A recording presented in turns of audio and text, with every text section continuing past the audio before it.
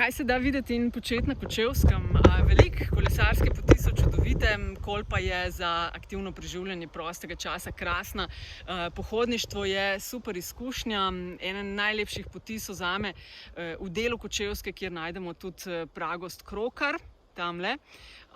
Del Unescove naravne dediščine. Zakaj? Zato, ker je res poseben občutek, ko se sprehajaš ob gozdnih rezervatih, ki veljajo za ene najbolj ohranjenih v Evropi in na svetu.